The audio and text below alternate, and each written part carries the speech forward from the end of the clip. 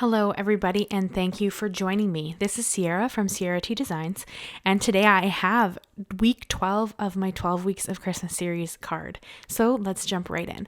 I am going to make 2 mini slimline cards, and I know I've made a lot of mini slimline cards, but I love them. I just love the size. So I am cutting down my bases here, and I like to do my mini slimlines as a 6x6.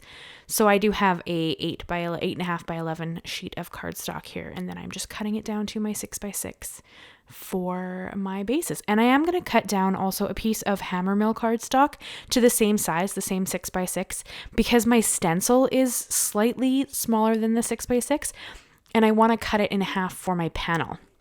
So I figured this was the easiest way to have a piece that would have a really cool stenciling on it. So that's kind of what I was. And I like HammerMill for ink blending. I think it's really smooth and it looks really nice.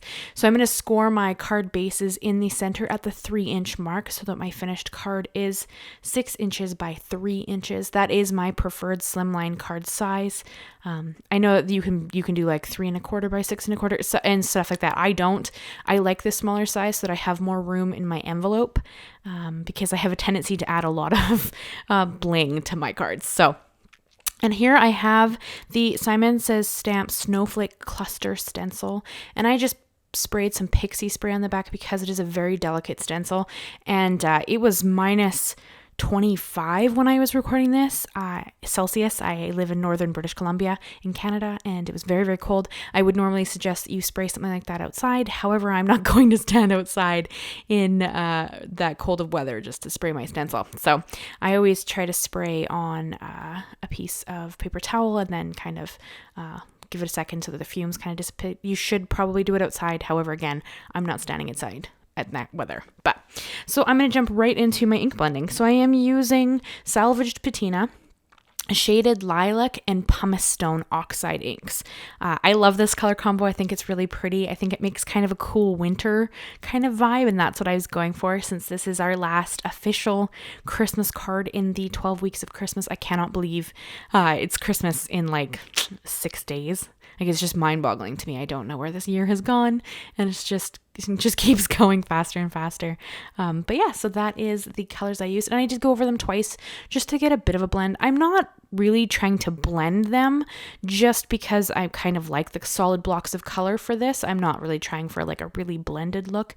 And then I did bring in my reverse tweezers, and in a second here I'm going to bring in my craft pick just because it was freshly pixie sprayed. It is quite sticky, so I didn't want to rip the stencil or my cardstock, so I just slowly pried up pieces to make sure it would rise without hurting my paper or the stencil. And then I am going to flick on some Perfect Pearls. I just have this mixed up in a little mini mister bottle, and I just flick that on the background. I love this stuff. It's so pretty. I love shimmer and shine. This card is a little bit extra. I'm going to be honest.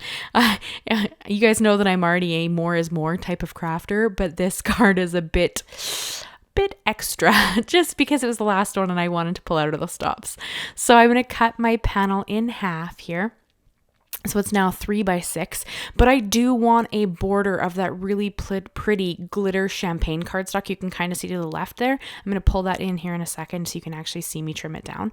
So I'm only taking a smidge off. I really only wanted a slight border of the white base and then a slight border of the champagne glitter cardstock. And these are just scraps I save all my scraps.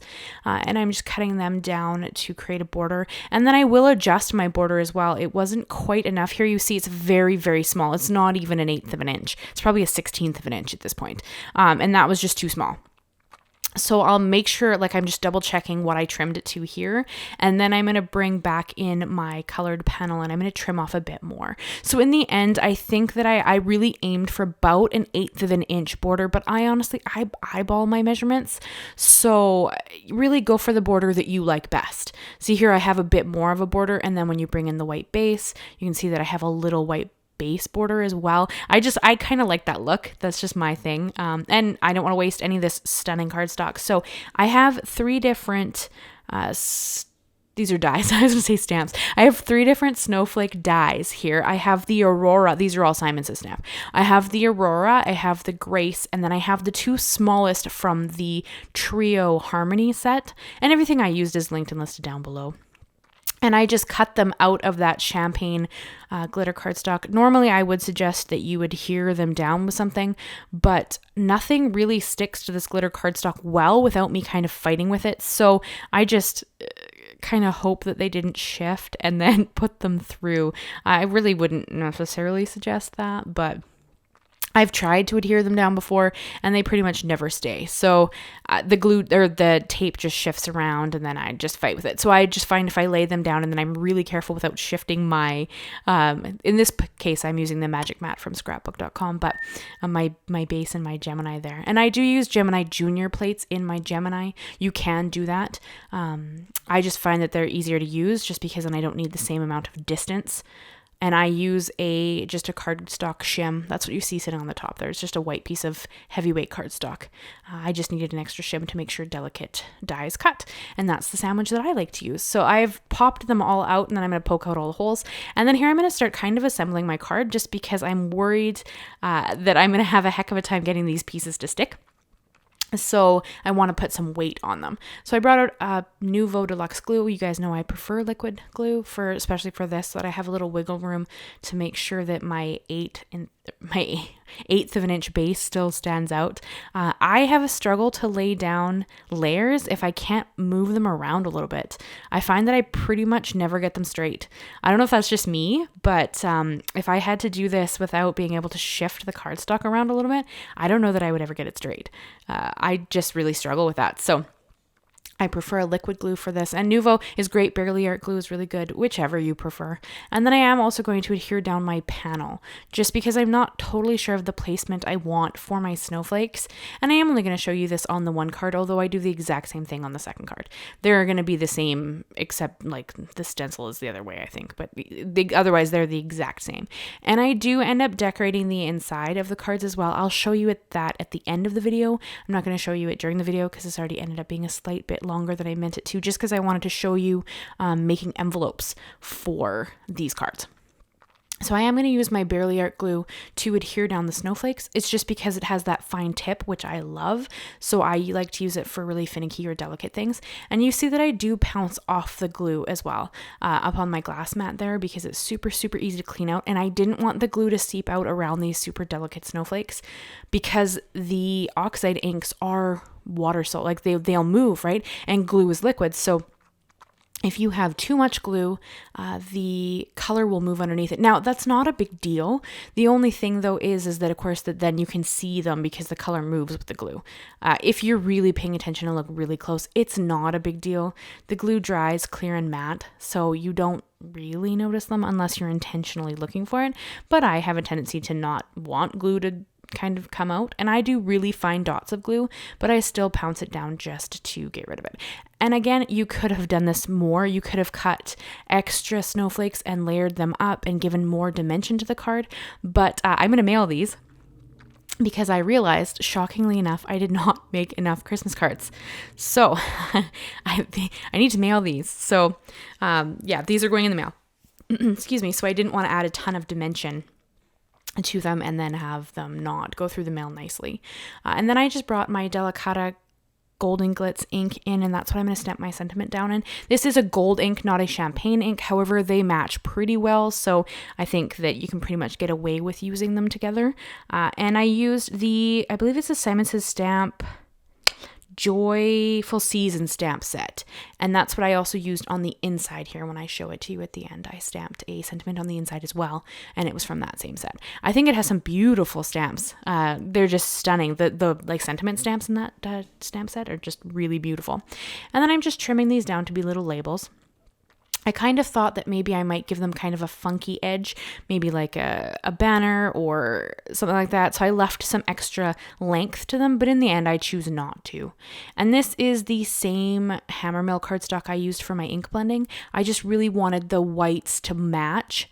So the white that I have from the stencil and the snowflakes in the background, and then the white of this sentiment, I wanted them to be the same white. So as not all whites are the same. It's funny, right? Because you buy like white cardstock and you're like, oh, it's white. And then there's different shades of white. So I am very matchy. I'm very detail oriented that way. So I like my whites to match. So I did trim them down just to be very small labels so they wouldn't take much away from the background, but you still end up with this really pretty sentiment. And I'm going to pop them up with some thin 3D foam squares, and then I just bring in my reverse tweezers and adhere them down to the center of the biggest snowflake. And that's just a small amount of dimension. Because they're the thin 3D foam squares, there's very little dimension, but there's something. It just adds a little bit of extra pizzazz. And because this is me, and I am a more is more and madly in love with pearls right now, I brought in the Studio Katia Arctic Breeze pearls, which are just a stunning white pearl. And I put them in the center of each of the snowflakes and then around the little circle bits of the Aurora snowflake. And I just, this is an extra step. I mean, I don't think you need them. The card was stunning by itself, but I like to go all out, especially with my Christmas cards. I want all the bling and all the shine and all the shimmery things. So I have a tendency to go that direction, but you don't need to. This would have been beautiful without it. Or you could do gems, or you could do sequins, or you could do like Nuvo drops, whichever you have in your stash, or whichever you prefer. It's really up to you. And then that one wouldn't stay in that little center of the snowflake because it was slightly bowed in the center. So I just picked out a new one and put it down. And I did the exact same for the second card. And now we're going to jump into making the envelopes. So I have the 1-2-3 punch board, and it says here that if you want to make a 3x6, you're going to cut it 7 5/8 and score at 2 3/4. That's on the door of the 1-2-3 punch board. So it's easy to measure out whatever you actually want for your cards, but we know that mine are 3x6 inches once scored. So I cut them down to that 7 5/8, and I have two pieces of a very pretty kind of lilac purple cardstock. It kind of matches the shaded lilac. So I punch it, and I've measured it out to that 2 3/4, and then I score on the A line and flip it around and notch it till it hits the notch there. This is hard to kind of explain, but the score line fits in on the left-hand side there. Like you kind of shift it around until you feel it kind of sit in that score line, and then you punch again and you go all the way around. I know that's not a great explanation. I'm sorry it's not more detailed, but it's kind of hard to explain. You line it up and you punch, and the more times you do it, of course, the easier it gets, right? As everything. And I know Christina Warner has done some beautiful watercolored envelopes on her channel, and she kind of explains it maybe a little better than I do. If you want to go and check out one of those videos, but the punch board also comes with a corner rounder. So I'm just going to round the corners on my envelope just so that they're a little bit prettier. And then I go and trim this off because the 3x6 card the envelope doesn't quite, like you need to remove the tips there, because otherwise it impedes the ability to close the envelope. That doesn't bother me at all. I mean, you could of course use a die instead. I have a slimline die. I find this actually is a way easier, a mini slimline. Oh, I have a slimline and a mini slimline envelope die, but I find this actually is easier, and then I don't have to go and like glue a whole bunch of pieces together. I can just fold it up and it's ready to go. So I like to use 1/4" Scor-Tape, and I like to do it on the two side flaps. I have seen people do it on the bottom flap instead. I don't trust myself not to put glue on the inside of the card or on the inside of the envelope, so I don't do that, but you absolutely can. And then I just show you here, like I can slide that card in, no problem, and it has pearls and all sorts of crazy stuff on it, right? So, and it still fits beautifully. And then I always add the Scor-Tape to the top of the envelope as well so that I can seal it shut. And I'm going to flip it around and cut off the tip of the other side of the envelope. Again, this is just so nothing catches. I'm always worried that if I leave bits kind of hanging out, it might catch when it goes through the mail. And I do send a lot of things to the States, and I know that you guys have like machines that run things through. So I always try to keep the extra bits off. And if you were concerned about the pearls, you could put a piece of cardstock on the front of the card, just in the envelope, and then that would kind of stop the pearls from catching. But yeah, so that is the card for this week. I hope you guys have an amazing Christmas.